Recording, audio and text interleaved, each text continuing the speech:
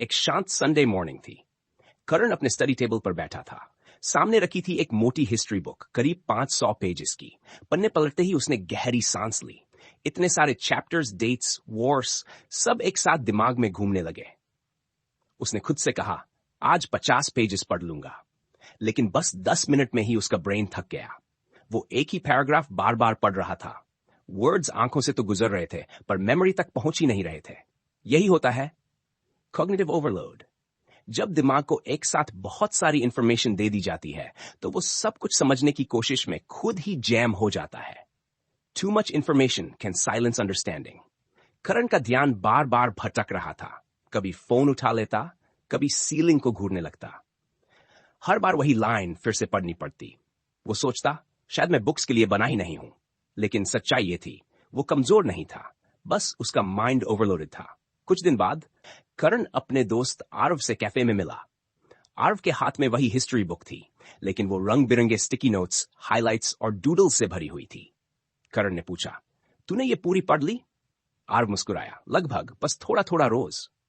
उसकी बात सुनकर करण थोड़ा हैरान हुआ। साधारण जवाब था, लेकिन मतलब गहरा। आरव ने कभी पूरी बुक एक साथ पढ़ने की कोशिश ही नहीं की। वो पहले टेबल ऑफ कंटेंट्स देखता, फिर एक छोटा सा गोल बनाता। आज सिर्फ 10 पेजेस पढ़ने हैं। हर चैप्टर के बाद वो थोड़ा रुकता, छोटी सी समरी बनाता। कभी कभी ऑनलाइन कोई कॉन्सेप्ट समझ लेता। उसका ब्रेन ओवरलोड नहीं होता था, क्योंकि वो हर चीज को धीरे धीरे एब्जॉर्ब करता था। जब एक सेक्शन खत्म होता, वो खुद को रिवॉर्ड देता। थोड़ा म्यूजिक, एक कप कॉफी या छोटी सी वॉक। यही उसका सीक्रेट था। आरव ने अपनी लर्निंग प्रोसेस को सस्टेनेबल बना लिया था। Don't rush the mind, train it to flow.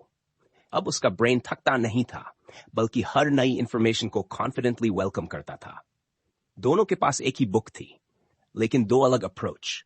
करण ने उसे एक माउंटेन की तरह देखा, और आरव ने उसी माउंटेन को छोटे छोटे स्टेप्स में बांट दिया। करण की वर्किंग मेमोरी जल्दी भर गई, आरव की अंडरस्टैंडिंग गहराई तक उतर गई। It's not the speed that matters, it's the depth of your understanding.